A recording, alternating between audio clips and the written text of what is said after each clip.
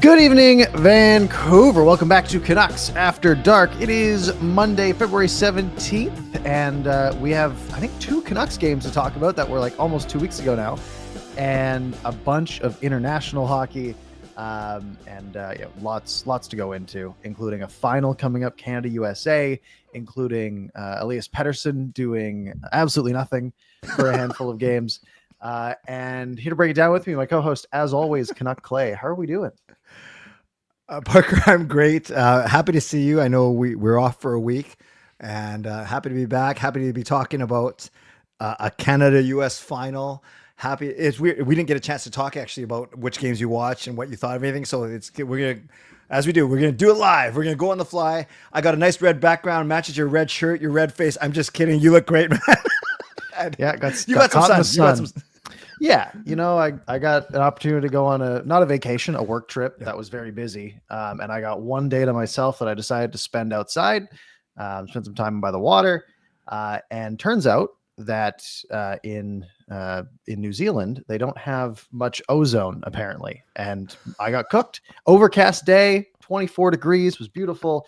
Looked at myself in the mirror the next morning, and I was peeling, and it was a disaster. So not my best today. I'll just sit really far away to make it a little bit better. You look fine. You look fine. You sound fine. Happy to be back. It's good. It's good. Absolutely. But a good trip. It was a good trip. It was great. It was a heck of a trip. It was busy. I've been back home for 36 hours or so. And I'm ready to dive into, get back at it here. Wow. Well, and so much to talk about. So when did you get back? Like, did you see the games then? I know we were talking about the Canada-US Saturday night one for you. Yeah, so I got home. So it was funny. My flight took off Sunday at 2 p.m. New Zealand time, which is the equivalent of Saturday 5 p.m. here, which, as you know, is the exact time of puck drop. I decided, $40 for the flight for Wi-Fi, and I get to watch, ultimate streaming package, whatever. I get to watch Canada USA on my way home. In-flight Wi-Fi does not work for the first 3 hours of the flight. So the game is over by the time the Wi-Fi starts working. And I'm like, hey, I'm like to the flight attendant, I'm like, does the Wi-Fi work for other people? I'm like, no. I'm like, okay, thank you. So eventually it does start working. I get the Sportsnet app going, and you can watch from and I'm pulling up my phone and like doing this as I open the Sportsnet app so I can hit the watch button because I know that the score is right there when you open it. So I'm trying to get spoiled, and I was able to. It was, bits and pieces. I had to restart it, but over the course of about 3 hours, I was able to watch the whole game on the plane. Spoiler free too. Yes. Oh, good. Because you weren't getting. Yeah, okay, that's good. So and then I had the guy sitting behind me tapping my shoulder, like, oh, it's the score now, and I'm like, well, I'm kind of like 3 hours behind. He's like, that's okay. So I was given some updates. So I know we'll go in order. We'll talk about the games. We'll talk about PD and Lankinen and Tocchet and whatever, Miller. But just tell me, what were you thinking when you saw those 3 fights in the first 10 seconds?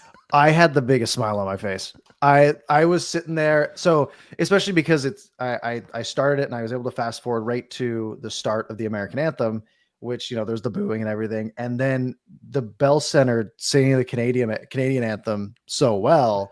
And of course, I'm like flying back to Canada, and I'm just feeling really patriotic. And I'm like, all right, let's go. Let's play some hockey. And I'm fired up. And then the gloves drop right off the belt. And I'm just, and they're 3 good scraps too, right? Like like the last one wasn't fantastic. But they were spirited. They were great. And I was just sitting there with the biggest smile on my face. It was awesome. It was so good. And then you have JT Miller just going in the crease saying, someone fight me, basically. Well, him and Parayko were jawing a little bit too, right? Before the previous whistle. And it looked like he wanted to go on the second one. Yes. But Brady jumped the gun on him and didn't let him. I'm surprised they didn't go more than one at once. But he wanted to get involved. And apparently they were saying, I think Matthew Tkachuk was saying or maybe it was Brady, one of them was saying that the 3 of them had like a group chat the night before, and they were like planning it out, which is great. I mean, sure, Canada lost that game, but it was I literally got home and I watched the first 10 minutes of the broadcast again, just because I was like, it was just so sweet. Elliot Friedman even said on his 32 thoughts that Team USA had a Super Bowl party, and they were already talking about it then. So a week before before they gathered in Montreal. So, by the way, I don't really want to highlight. People are going crazy with the members. That's awesome. Like everyone using their monthly membership messages. That's great. Yes, thank you. We got Fangirl at 31 months. We got Wow. Jake Gives Hockey, 3 months. Thank you, Jake. Okay. Yeah. Justin Credible for 31 and Coach Rob for 31. So a lot of 31 months. I guess that's when we started 31 months ago. Probably. That's all. It's probably when Well, we thank put you, everyone. memberships in. You can tell they're as excited as we are. So, yeah, we'll go in whatever order you want, but I just wanted to get your thoughts on that right away. And then the Team USA being decimated, but we can talk about that when we talk about the preview for Thursday, I guess. Yeah, it's interesting because part of me is like, oh, we can like get the Canuck stuff out of the way and lead into, previewing this big matchup this weekend. But it's also like the Canucks were before the tournament and after it's kind of a weird sandwich where, I also like want to talk about the Four Nations right now because of the game this morning. Yeah. But then I also I'm like, okay, we're going to talk about Canucks Vegas, Canucks Utah back-to-back games this weekend, which is good. But we also the Canucks won 3 straight games and we did a show before all 3 of them, right? We haven't, that was the Monday and the Canucks won those 3 games right before the Four Nations, which absolutely huge, right? Beating the Avs and the Leafs, right? 2 tough opponents and then barely squeaking by San Jose to be 3 points into a playoff spot going into that break, which we said was a crucial spot for them. Exactly. They leapfrogged Calgary. They made up 5 points. Remember, 2 shows ago, they were 2 points behind Calgary, and now they're 3 points ahead. So they made up 5 points in 2 weeks, which is pretty hard to do in the NHL, actually. So, Canucks are the second hottest. I know they're the hottest team since January 25th, and someone corrected me and said, if you go back a little bit, Winnipeg's actually 6 straight, but they've only played 6 games, not 8. So whatever. Vancouver is one of the 3 hottest teams in the league right now. Yeah, Winnipeg's won 8 in a row. That helps. Yeah, that's right. So look, there's a lot to go over. I think maybe what we should do, maybe we'll start with Four Nations. Actually, maybe we sort of talked about these Canucks games already. We quickly touch on the 3 Canucks games, quickly, and then we go into Four Nations, get through all that, and at the very end of the show, we'll sort of lead back into the Canucks, and we can just segue that all the way through. Perfect. So Canucks After Dark, then Canada After Dark, then back to Canucks After Dark. I like it. Okay, that's what it is then. All right, let's go back 13 days because the last time we did a show was 14 days ago. Obviously, the JT Miller trade happened a few days prior to that. We did a bonus show on that Friday, I want to say. That's right. This team loves doing trades on Fridays. I do. And then, we caught up after the Canucks had the 2 games post JT Miller, where it was the loss to Dallas, where the Canucks were played really well, frankly, and just got goalied and had not great goaltending of their own that night. And then the game against Detroit, where they had Hedl in the lineup, but got goalied, right? We're the dominant team against Detroit and lost. And we were talking about, look, we usually aren't big on process when you're this teetering on the playoff line, but it looked good at the very least. So that's the last thing that we talked about. Then the Canucks bring in the Avs at home, and we get a vintage Thatcher Demko performance. A 3-0 win against Colorado. Demko goes 25 of 25. The Canucks get 31 shots out shooting the Avs. A ton of penalties in this game because there was Miles Wood getting the misconduct and all this stuff that happened. I think they had 31. He got every penalty. Yeah, for every penalty invented, he got it. It was weird. Yeah, pretty well. But you get a DeBrusque goal, which again, this was 2 weeks ago, so I don't remember too much. Oh, it was the one that it was actually a really nice play where there's the shot and then it sort of popped up into the air and he gloved it down and scored. That's right. And then Besser had a tip, and then Drew O'Connor with the empty netter. So great to see the Canucks 2-0 against Colorado this year. I don't know if they're a likely opponent, considering that they're sort of sitting. I guess they're same in spot. They're in wild card 1, and we're wild card 2. So the only way we play them would be the conference final, I imagine. But who knows? Right. It's two a really good team over there, and the Canucks found a way to win that one.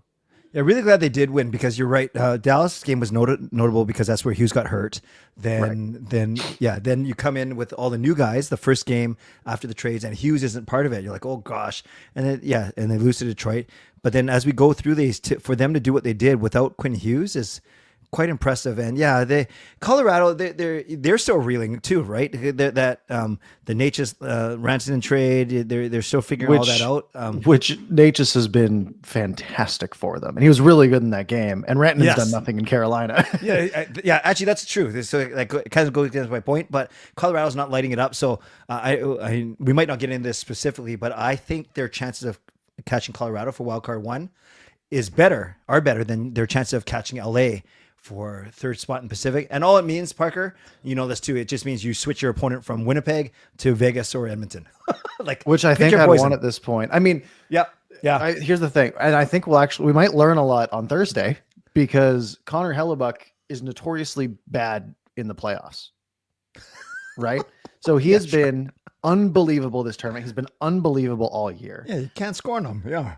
But for some reason, the playoffs he struggles, and people are saying like, "Oh, wait till we get to the finals where it's technically the playoffs, and Hellebuck's going to fall apart in that game." So if that happens, then we know that the Jets will lose every game once they get to the playoffs. Obviously not, but maybe that helps. I would much rather face Colorado right now than Winnipeg. Winnipeg is an absolute problem, and you just hope that if you can leapfrog the Avs in some way, leave the Jets to pick on them, right? Maybe the Avs get hot and are able to take them out. That could be nice. Okay, so we play a perennial favorite in Colorado to the worst team in the league in San Jose. Yep, and they played way worse. 24 shots against San Jose, and they did their classic thing where they did nothing in the third period. Shots were even in the first, pretty even in the second. No Quinn Hughes is a big blow, and we've sort of talked throughout the year that without Quinn Hughes, this team is closer to a lottery team than a contender. Like he's that much of a difference maker, and we saw that. Without him in the lineup, the Canucks played down to the Sharks level. They get the lead halfway through the third to go to Joshua on the power play. And then the Canucks just go into their shell, and eventually it's Tyler Toffoli who ties it up. And I remember this game actually quite vividly, because this is the day before I flew out, and I was and my hockey team had a game at 10:15 that night. And this game started at 7:30. So we're in the dressing room, like four of us crowd around my phone watching the last 5 minutes or so of this game. And Toffoli scores, and we're like, classic. We knew that was coming. But then in overtime, Drew O'Connor gets hooked on a breakaway and draws the penalty shot, and makes no mistake. His first goal, or did he score the empty net of the game before? Either way, his first real goal in a Canucks uniform, and what a sweet way to do it, an overtime penalty shot. The fact that he was out there in overtime 33 seconds in, I think speaks volumes to, the style of player that he is. Yeah, you put him and Hedel, and they might not have the best finish, but they got great speed out there. And I love this goal, Parker, because unlike it basically felt like a shootout, because it's a penalty shot, but he gets credited for it too, right? Because shootout goals, you don't get credited in the stats. So it's perfect. He draws the penalty on, I think it was Celebrini, actually. It was Celebrini. It was a 2-on-1 with Hedel, and Celebrini was chasing. It's actually quite funny. I don't know if you've looked at the goal visualizer for this one. It's not of the penalty shot. It's of the penalty. That's right. But it's a nice goal, nice finish. And a much needed win in that one. Yeah. And every win over San Jose has been a 1-goaler, 3-2, 4-3, and now 2-1, but they are 3-0. 6 points. 6 points is, that's the requirement against a team like San Jose, is you probably, out of the 8 points in play, you probably won at least 6 or 7 of them. Right. And they're guaranteed 6. And at the end of I think it's one of their second or third last game of the season, they play them. And that, knowing where this season's ending up, it might be like, hey, the Canucks have to win this game against San Jose to make the playoffs. And then the big one. Yes. Who knows? Yeah. And then the big one, Saturday afternoon at home. Yeah. And I love this. So I actually, I was only able to watch the first 2 periods of this game. Okay. I was in the Auckland airport on a layover. So my flight, this game started at 1 p.m. Auckland time on Sunday. And my flight was at 3 p.m. So I was able to watch the first 2 periods. So I don't know what happened in the third for the most part. I didn't watch any of it. I did see the highlight. I saw the goal, but I did miss I missed the third of this one. So you saw the sweet feed from PD to that. I know we can talk about PD at the Four Nations, but this PD was good. That shift, he was dominant. I think he did one of his patented reverse butt checks in the corner, held on the puck and got it back later. And then that sweet feed.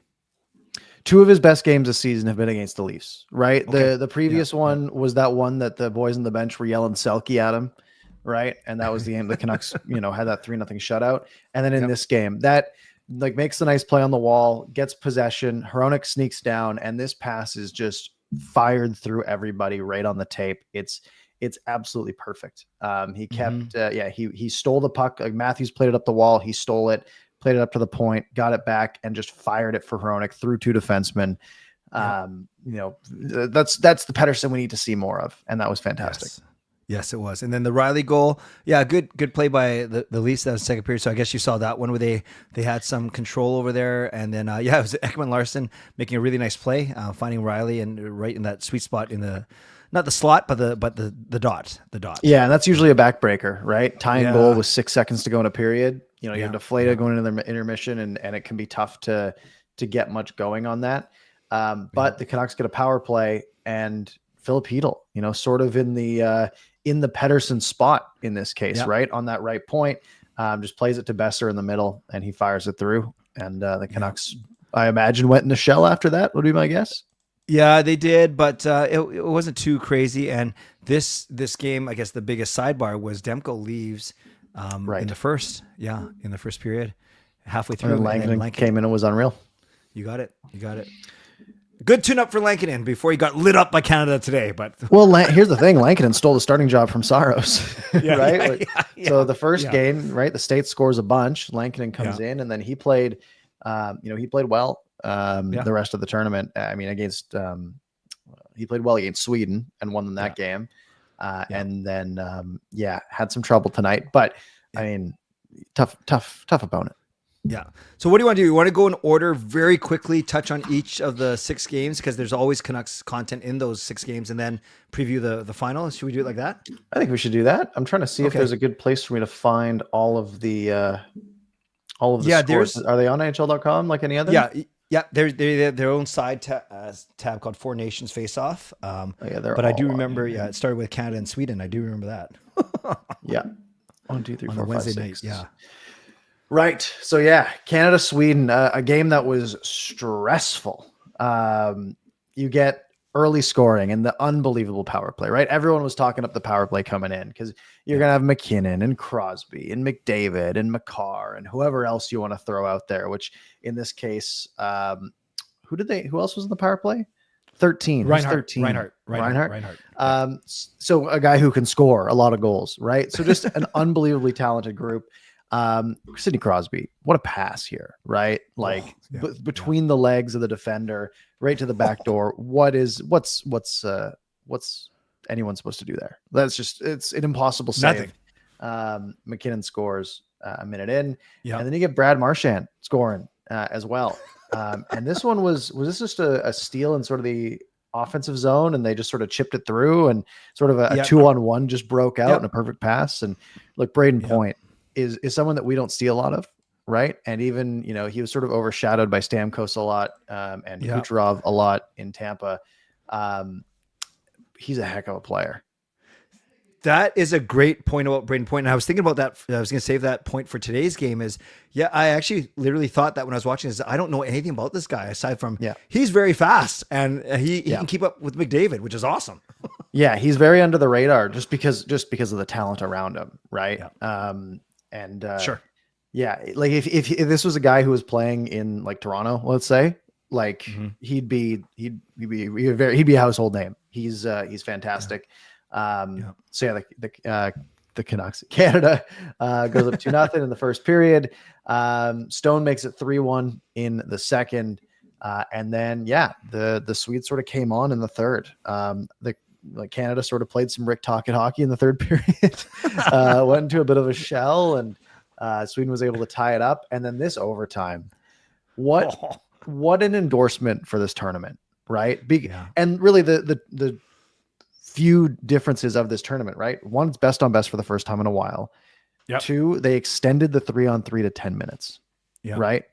And this overtime was awesome. It was so sweet. Nathan MacKinnon wanted to win this game so bad, right? He had like six, I think he had 6 shots or something in this overtime where he was trying every single time to drive the net and couldn't get it to go. But of course, it's Sidney Crosby making the play, turning it back, gives it to Marner. And I guess when Marner doesn't have an elite scorer in Austin Matthews to pass to, turns out he can rip the puck too. Sweet goal at the Bell Center, where normally, he's hated, right, in a Leafs uniform. It's just so cool. Yeah, that goal, Crosby, interesting play. He actually gains the zone, then he immediately rips it back, and then he has to get offside, like get onside, get out of the blue line so Marner can get in. He does that perfectly. And you're right, MacKinnon in overtime, it's so funny, Parker. He would start with the puck behind his own net, and already the Montreal crowd is roaring in anticipation because no one's catching him with only 6 skaters on the ice, and only 3 are on your team. Like 3 guys trying to check you. It's funny. Did you see the everyone, all the Oilers fans complaining that he looked off McDavid on I don't know if it's OT, but in the game. Yeah. But they show that Ekholm basically played it so perfectly that MacKinnon made the right choice in shooting, but all the McDavid fans were all salty. Whatever. Like, the funny thing is, a lot of the time, if you're Nathan MacKinnon, shooting is the smart play, right? Because you're normally the best player on the ice. You know, in that situation where it's 50-50, you probably shouldn't defer. Right. And he knows that. He knows he has the speed. He knows he has the shot. He's so talented that, he's looking at the players he's going up against on the Sweden side and thinking like, I can just beat you. I can, you give me this much ice. And the thing is, I can go change and McDavid comes on or Crosby comes on. So I can just give it my all it's not like I'm going right back over the boards potentially, which he did every time. But he can just lay it all out there, and it was awesome to watch. Yeah. It's not like it was Noah Juleson not passing to McDavid. Like obviously I'm, you know what I mean? Right. Yeah. So, wow. What a game. And who would have known that Mitch Marner overtime winner, like from last week, we needed that. Otherwise we wouldn't have made the final tonight. Yeah. And this tournament did sort of have that feel, right? Where coming into it, it was like, Canada, USA are probably going to be the 2 favorites, but a team like Finland could sneak in, and then Sweden's not terrible. Right. Especially with the goaltending question marks around Canada and things like that, where, with only having 3 games to get in, right? And if you looked at Canada's the US against the US as a toss-up, you sort of knew if they will lose that game, they got to win the other 2 because there's no playoff. And so, they were going all out, and Sweden had a couple chances too, right? Shots were 8-4 in the overtime, but Binnington had to make a couple big saves. Binnington's let in a couple softies this tournament, but he's also made some unbelievable stops. Which is, kept the team in it. And I'll save my Binnington rant/rave. I'll let you guess which one it's going to be for when we preview the final. But spoiler alert, I think they're going to go to him. There's no way they're going to bring in Aiden Hill now. No, this is Binnington's tournament to win or lose. Yeah, absolutely. Yeah. Good. USA Finland. I didn't watch this game because I was traveling. Tight first. By all metrics. And tight second. And even from a chances perspective, fairly reasonable third, not crazy. But the 2 goals in 11 seconds to make it, instead from 2-1 to 4-1, just blew this game up. I mean, I don't think there's a ton to say about this one, but this was a sort of this was the States saying we're a good hockey team. Yeah. And it was the Canuck show. They each had 2 goals. Matthew also added an assist, so 3 points for Matthew, 2 points for Brady. And you're right. Finland, they didn't dominate the States, but it was certainly even for the first 2 periods, even though the States were up a goal. But 3 goals in 3 minutes. Essentially the end of Sarles' tournament too, although he got to play today a little bit. Got a little taste of action. Exactly. And then then there's Sweden Finland, which was just a couple days ago. This was on Saturday. This is before, pre-Canada USA. This was a good game.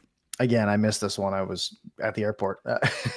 So Yeah, basically what you expect from a game with these two teams. The hits were pretty good, 25-20 for Sweden, so 45 hits, and back and forth. No one had more than a 1-goal lead, and nothing dirty, but just some hard spirited play. The Finland team is the team that plays good defense and doesn't just kind of frustrate you, right?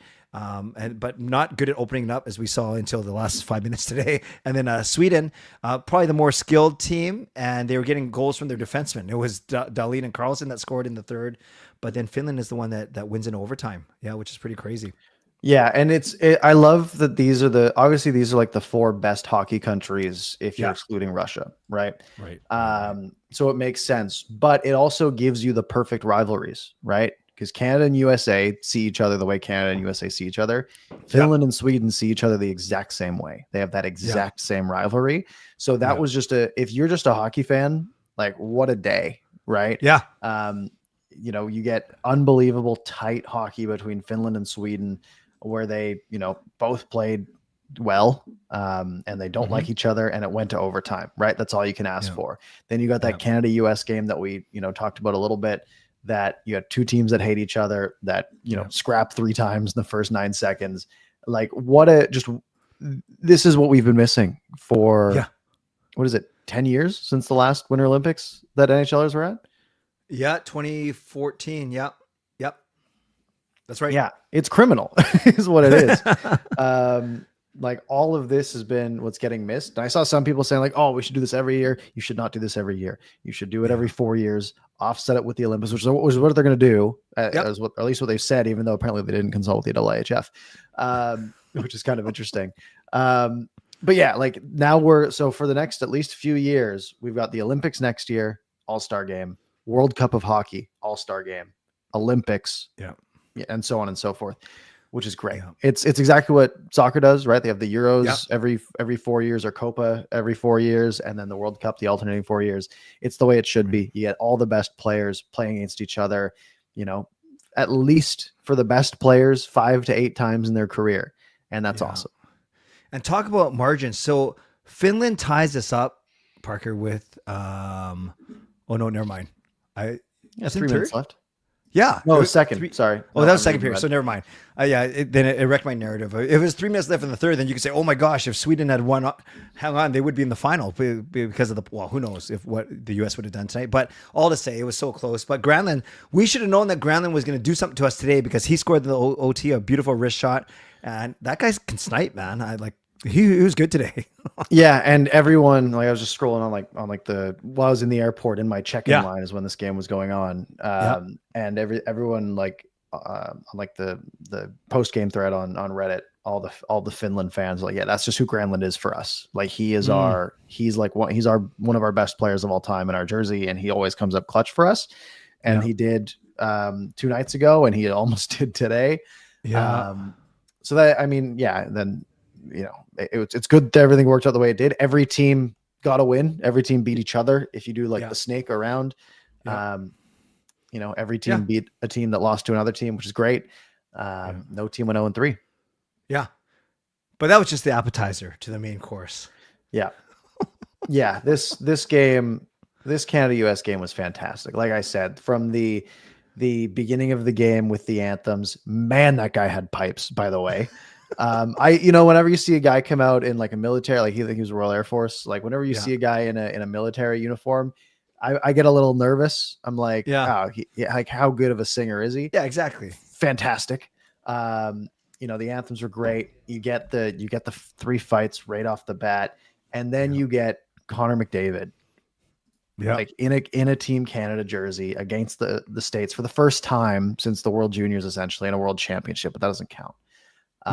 First time best on best, and just what a move down the wing. What a play. Binnington makes a nice play playing on the wall. If you look at the goal visualizer, by the time the puck gets to Doughty, McDavid's still sort of skating towards Binnington, this low, deep loop, and he just turns on the Jets. Great pass from Doughty. And you have the one the one States defenseman covering the wall because you got a guy over there, and McDavid just guns down the middle, and that little look off with that fake to get Hellebuck biting the wrong way and then go backhand shelf. like that was awesome. It's so much more fun to cheer for this guy than it is to cheer against him. Yeah, it's unreal what he can do at that speed. Is unreal. Connor Hollaback, we couldn't beat him again for the rest of the game, so he's the best goalie in the world right now, and even he had no chance. Like, it was ridiculous. It was so ridiculous. It was so good, so good.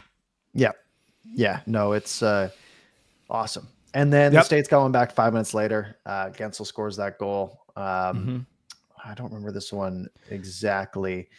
Down it was sort of a pseudo 3-on-2, and they just played it down. It was a soft one that got underneath Binnington to tie it. Dylan Larkin, who had a pretty good game, gets the second one. This is just a bad play by Crosby. He just makes a bad pass. It goes the other way. Bad change by the Canadians as well. And Larkin comes in and scores. And then, the rest of this game was just a fist fight, right? Like two teams just going at each other, like Canada trying to tie it, the States trying to put it away. And it got all the way to the end when Gensel got that empty netter. Yeah. And, they made a point of referencing this a few times during today's broadcast, how they said they didn't have Hollaback going side to side, that the U.S. defenders did a really good job of keeping Canada on the perimeter. So that'll be something to watch on Thursday for sure. The States defense in that third period looked like the Canucks last year, right? Yeah, exactly. Like when the Canucks would just keep everything to the outside and absolutely shut everything down. Canada couldn't get anything going in the middle of the ice. It was textbook. It was a fantastically played game. I don't like looking at Thursday's game. I don't think you can trail. I think if the States gets a lead on you, they're going to shut it down so well that you're going to have to do a lot to get to the net. So you're going to have to score first is going to be a huge key to that game. Right. And then how hyped were you for this morning's game? I was very hyped. Had my alarm set for 9:50. So I was very tired after getting home yesterday. I woke up, made myself a coffee, and I was fired up to watch this game, and it didn't disappoint. McDavid again scoring first. Just a bad giveaway. And he just, comes back in, and instead of trying to drive the net, he button hooks back, which is always a smart play if you've got people following up in the zone, because you could throw it at the net. You could, it's a pretty easy save. Probably you could miss far side and have it go all the way around, or you just give up possession. But the curl back, letting the team get set up, and then he just walks in and fires this thing. Lankinen hugging the inside post a little bit, but it's a perfectly placed shot. Just the wrist or far post. Not much you can do there. And there's only a few players that can do what McDavid did, because no one checked him. Like, everyone was rushing so hard to get back. They end up screening Lankinen in the process. And then McDavid does that perfect shot. So again, for the second straight game, he opens the scoring. And great. He picked it off at the blue line very well. So it was pretty cool. It was a great start. Great. By the way, were you like me in that you wanted Canada to light Lankinen? Like, I'm not worried that Lankinen has lost his confidence for the rest of this. No. Today I had no problem with us lighting him up. And if we didn't light him up, then I would actually want the opposite. I want Lankinen to shut us out and then shut USA out on Thursday and then come into the rest of the season. But he wasn't going to shut us out today. No, and look, it's tough when you're playing against these guys, right? You look at the names who scored today. It's McDavid, McKinnon, and Point, and then throw Crosby in there on the empty netter for good measure.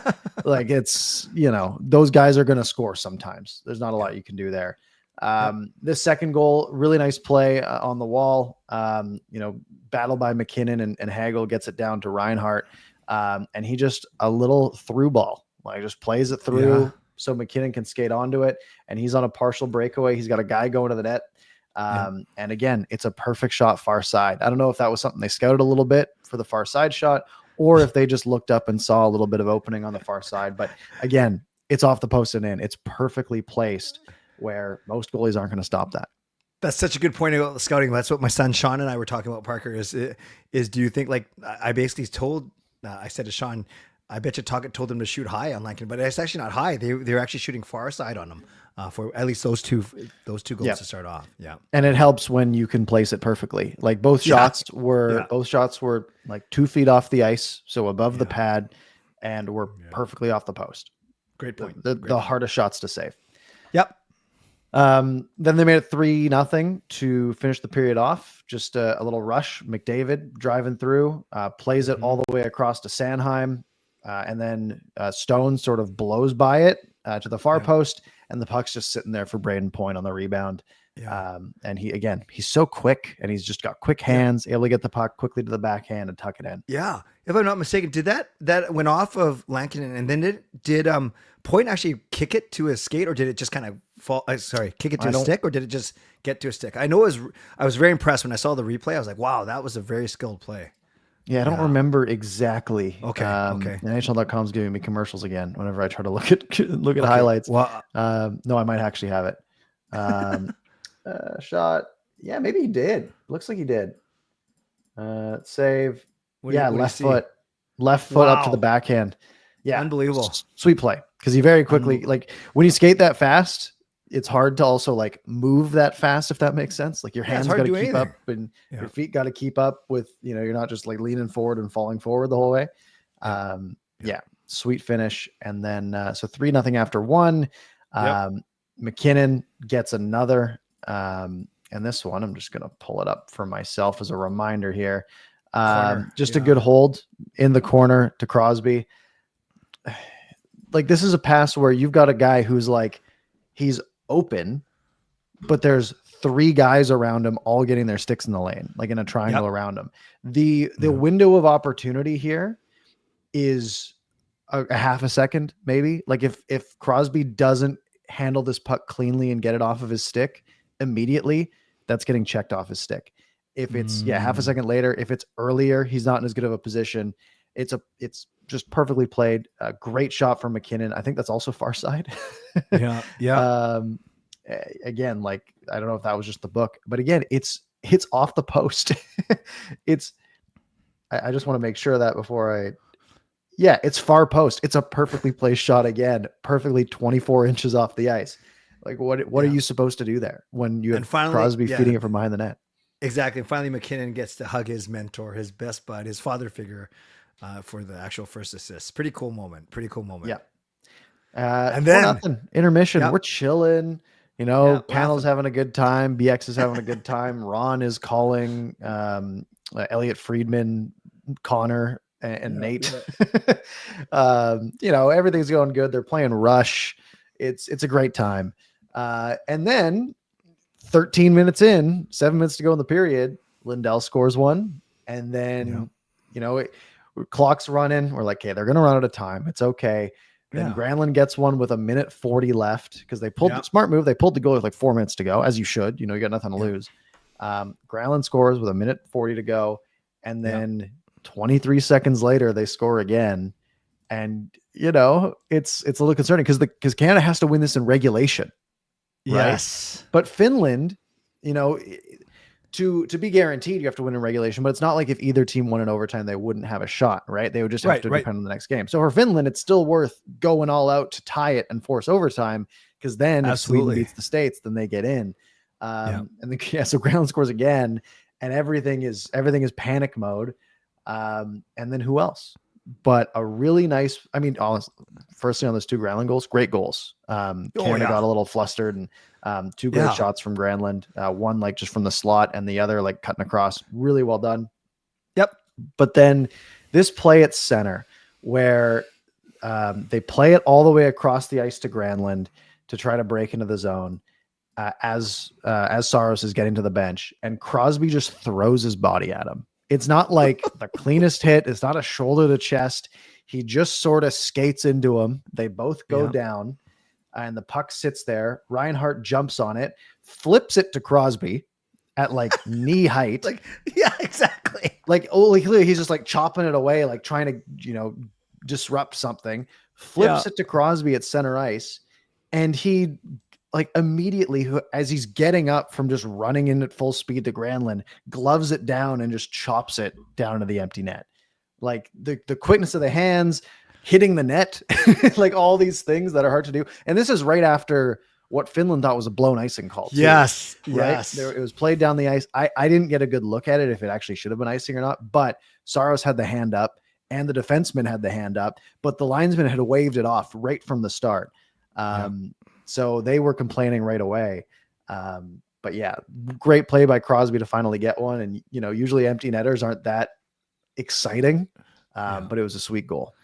Yeah, so you explained the goal and the pick off the catching of the puck perfectly well. Yeah, I want to talk about the missed icing because before Crosby laid out Granlund, which was a beautiful hit, I was saying to people I was watching with, I said, they might have missed a call there. So what happened is Canada put it off the far boards from their side of center, obviously, and Crosby and whoever he was tangled up with, I don't think Crosby touched it, Parker, but the referee, you're right, the linesman did wave it off as if either A, Crosby touched it, or B, Finland had a chance to make a play on it. So fine.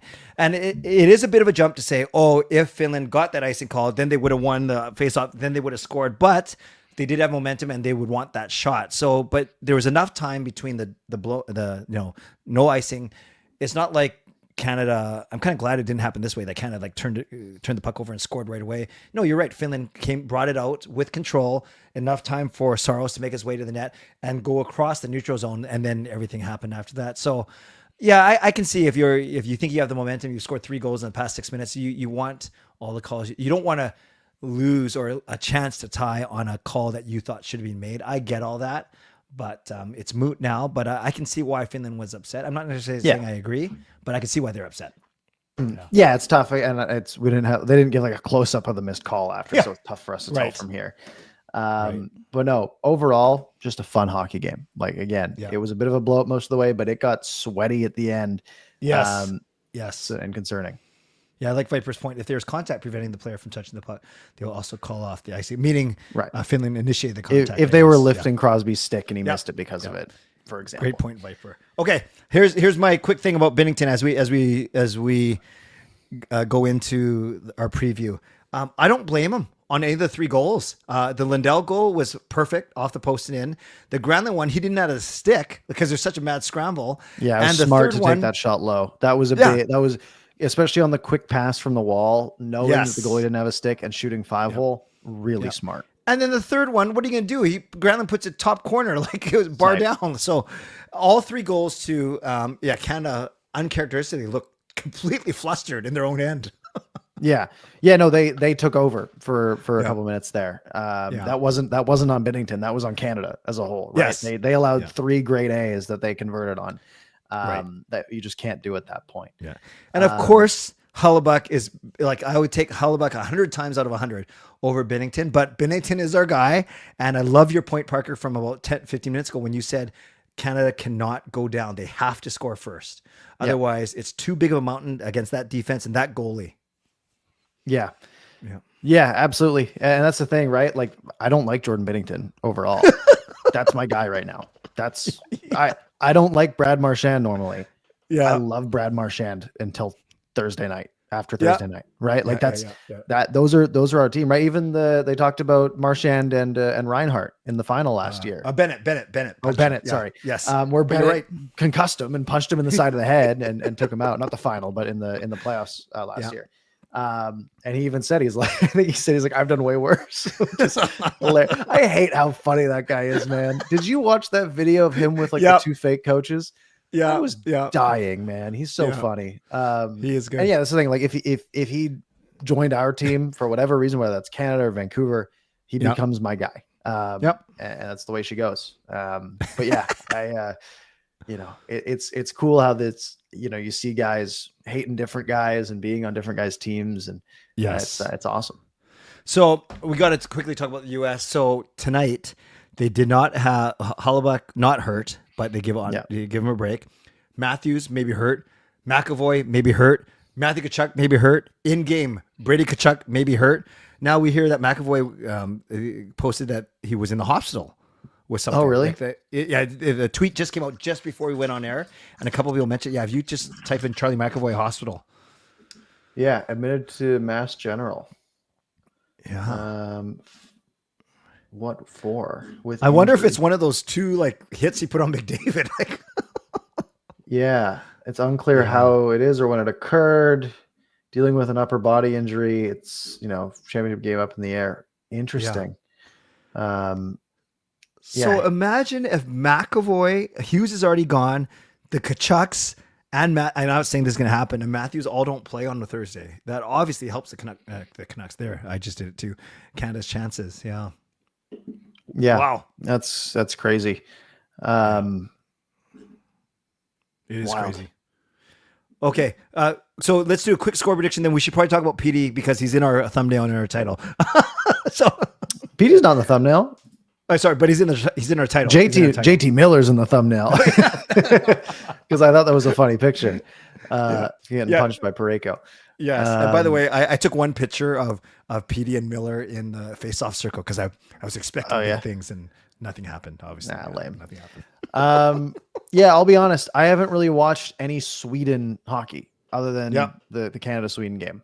I just haven't. I haven't really watched any of the non-Canada games just because I've been traveling. And anytime I'm watching Canada. So, but I have seen the stat line, and the stat line is 40 minutes of play. And I don't know if I still have it open on my phone. I don't.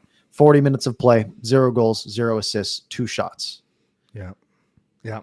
So I watched all 6 games of the tourney.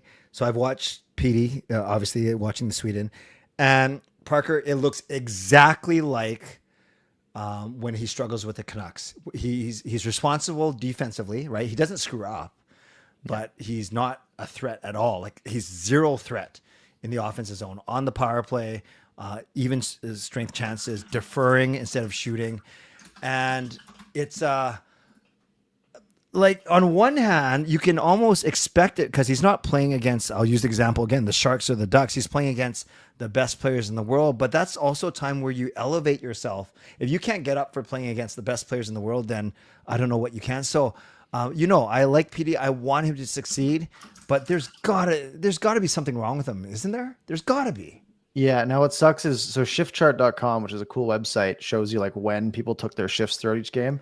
They don't have it for the 4 nations, but I did see, I don't remember the exact quote that I saw, but for being the defensive guy, they didn't have him out on the ice much to defend that lead late.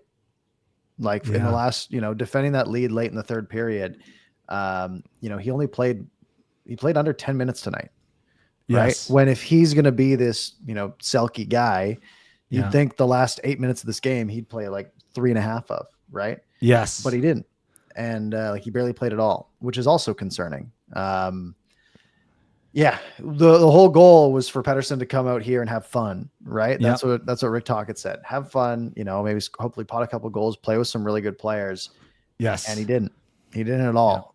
Yeah. And what we were hoping would be a reset for him. I'm now worrying, he didn't get the rest. So, if the injury was really terrible, you'd think maybe he wouldn't have played at all. Yeah. Especially in this meaningless game. But he did. And he couldn't produce here. I can't imagine, if the confidence is the issue, I can't imagine this is going to help. Right. Now, if he puts up 5 points on Saturday, sweet, we're back. Let's go. But, it's the concerns are ramping up. Yeah. Continuously, as they have been. They haven't stopped. But yeah, it's not looking great. Yeah. And to think.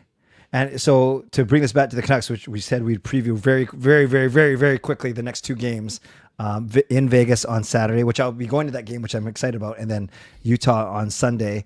To think that the Canucks are 6-1-1 and the last 4 without Hughes, awesome. To think that Hughes and Demko got 2 weeks at least to heal a little bit, or we'll find out when they practice tomorrow. I get it. Every team, Parker, gets the same 2-week break. I'm not an idiot. I'm not thinking that only Hughes and Demko are the only ones. But it's not the Norris Trophy winning and they're starting goaltender, the Vezina candidate, right? So I'm really excited, honestly. Not just with my blinders on. I'm really excited to see what the Canucks can do for the last third of the season. I really am. Yeah. Yeah, it's not an easy stretch, obviously, right? There's a lot of games to get played. They've got quite a few back-to-backs here. I think they have 4 more sets of back-to-backs in the last third of the season. And it starts right away, right? Especially where you got some of these guys, I guess, are there any Canucks in this final? No, Tocchett's coaching. Okay, so he'll be busy. Because I'm looking and it's like, man, a really hard-fought game on Thursday. And then, Saturday, you're back at it, right? Edmonton plays at 10 a.m. on Saturday, right? Oh, weird. Like they get no rest. They're in Philly at 10 Yeah. a.m. Now, and also teams start practicing tomorrow, I believe is Correct. what they said. So like teams is are back correct. at it a little bit. It's not like they're just going back to the Wolves, no practice. Yeah. So yeah. So actually that's actually a really good point. We're going to get a lot of info tomorrow. We're going to get some info on Hughes. We're going to get some info on Demko tomorrow. Yep. So we'll see where that goes. But yeah, back-to-backs, 22nd, 23rd, 22 hours apart. They play in Vegas at 7 o'clock on Saturday. They play in Salt Lake 5 o'clock on Sunday. Then they get 2 days off, and then they play another back-to-back, the Kings and the Ducks. And then they have another back-to-back March 11th and 12th, and then another back-to-back right after that, March 15th and 16th, and then another back-to-back near the end of the season, April 5th and 6th. So they have 5 sets of back-to-backs in the last, 30 games or however many it is, not even 27 games left. And 5 of those are going to be on the second half of back-to-backs. Oh, that is a lot. And I don't know why it's not always my second time watching Vancouver in Vegas. Canucks always get killed. Like, what am I doing? Well, it doesn't help that Vegas has been a really good team and the Canucks haven't for those years. That's true. Yeah, I haven't been to a game at T-Mobile yet, but it seems sweet. Oh, it's awesome. It's awesome. If you can get over all how over the top it is, it's pretty cool. Yeah, it's pretty cool. You have to embrace a little. You're in Vegas, Yes. I can imagine like every game it would be a little exhausting, but yeah, if you're only going once in a while, it's probably pretty sweet. Exactly. Yeah, for sure. All right, very quickly, predictions for those 2 games. Well, we'll start Canada USA, I guess. Yeah, that was the first one we were talking about. Oh, of course. I think look, there's two things I want. Number one is I want Canada to win 5-0. Me too. That's my ideal scenario. My alternative is I want Canada to win like 3-2 in overtime. And I want double OT. Like I want this thing to be like a classic. If Canada's going to win, I want it to be either a blowout or a classic. And I think a classic's on the table. I really do, especially because overtime in the final is 5-on-5, go till you score. That could be awesome. Yeah, I agree with you. I want Canada to win. I think it's 50-50. Yep. But if Hughes isn't playing, obviously, but if McAvoy's not playing, that's massive. And if either of the 2 Kachucks can't go, now you're talking about 3 top 20 players in the world, right? So I'm going to give the edge to Canada. I really am. I think they're going to outscore their problems in goal, which to me haven't been big problems. I don't have 100% confidence. So I'm going with you. I'm going extra time or 1-goal game, but I'm taking Canada as well. Yeah. And I think it really comes down to when the chips are down, who's going to take over? Is it going to be Sidney Crosby or Nathan McKinnon or Connor McDavid? Is it going to be an Austin Matthews or is it going to be a Connor Hellebuck? Right. Connor Hellebuck, like Binnington could come in and be lights out and steal a game. Right. He's done it in his career. He won game 7 in that building, 5.5 years ago. Right. To win the Stanley Cup. So he knows how to win. But Hellebuck can do the same thing. There's a world where Canada dominates this game, but Hellebuck shuts him out, right? Yeah. Anything could happen. That's what's awesome about putting all the best players in the world on the ice together. It's super exciting. And as much as I want Canada to run away with it, part of me also wants it to just be a tight, stressful game. Because think about the 2010 Olympics, right? Classic example. If Canada won that game 5-0, it would have been awesome. They won on home ice. Yeah. But it's the overtime that you remember, right? It's the stress and how exciting that was that makes it that much more special. At risk of losing on 1 goal, right? It's, there's a bit of a balance there, but it's so funny as you're talking about this and making me even more excited about the game. I don't know if that's possible, but as soon as you say overtime, 1-goal game, remember that thing I said about I'll take Hellebuck 100 times over Bennington? Yeah. But, I'd also take McDavid over Matthews and McKinnon over Matthews. It's exciting. You're back. Okay, we're all back there. Yeah. Sorry, I lost you for a second. That's okay. I lost you as well. I don't know who it was. Okay, probably me. That's okay. Yeah. Yeah. I'd rather take McDavid and McKinnon and Crosby over, any set of the Americans as well. Right. So Yep. it's a tough balance. Yeah. And I just hope it's a fun one. Me too. Okay. And one last thing I'll say is, as cool as the Montreal crowd was on Saturday night, the Boston crowd's going to be just as good on Thursday night. It's going to be a wild atmosphere. Yeah. And the thing is, it's going to be a lot of Canadians there too. Right. Yeah. And not as many as Americans, but it's what is it? 5.5 hour drive from Montreal. Yeah. And I bet a lot of people who went to that game in Montreal probably were like, yeah, I'm going again. Like that was probably, I'm going to take a Thursday off and I'm going to drive down. Good point. Cause, tickets weren't cheap. I looked at the start of this game, this morning, just out of curiosity. They're about $1,000 US to get in the door. Yeah. And after the game, they jumped up to about 1,400. I don't know what they're at now. Obviously Canada being in it, ups it a lot. Let me do a quick check because I can pull it up in 2 seconds. Four Nations face-off championship games. Cheapest get-in price, $1,275 US, and that is just a random ticket on the 300 level. Yeah. Interesting. No Bruins players on US. Well, Swayman, but he won't be playing. And then we have Marchand, of course, playing for Canada. So that's you're gonna see Brad Marchand booed at the TD Garden. That's awesome. For everything he's done, for all he's done for that franchise too. Yeah. Sadly, at the expense of us. Imagine he scores the OT winner or something. How sick would that be? Because he'll give it to the crowd too. His own fans. That'd be great. Yeah. And then they host Anaheim or Columbus on Saturday night, and they're like, "Yay, Brad!" Yeah. Love it. Oh, I'm so pumped. I don't know how I'm going to survive. Well, I will survive 3 more days, but yes, very excited. Yeah, it's going to be awesome. Okay. We got 2 minutes left. We almost timed it perfectly. We blabbed for a whole hour. Okay, really quickly. We won't get to your questions today. We apologize, but we had so much. We have 2 weeks of content to cover, Canucks After Dark and Canada After Dark. All we need from you guys is a score prediction. Put it in the chat right now. We'll highlight a few of them for the last 2 or 3 minutes. What's your score prediction for Thursday night's game? And obviously, you got to name the winner too. You can't just give me the score. So, what's your score prediction? Parker, why don't we tell everyone what we're doing for next week's show? We also have to do our 2 Canucks predictions, those 2 games. That's right. For Vegas and Utah. 2-0, easy. Yep, me too. Perfect. Yeah, sure. And get that out of the way. Sorry, what was the other thing you said? Yeah. You talk about Tuesday. You talk about next week while I highlight some show. Next week's Tuesday. I know we just got back, but next week is on Tuesday because, like Clay said, he's going to be at the game in Vegas on Saturday, and it's a quick turnaround. He'll be back for Tuesday night. So make sure you're subscribed, hit notification bell, do all that stuff. This is great. You're just highlighting all these things. I wish we could just do a ticker of all of them, but we can't. You keep going. You're doing great.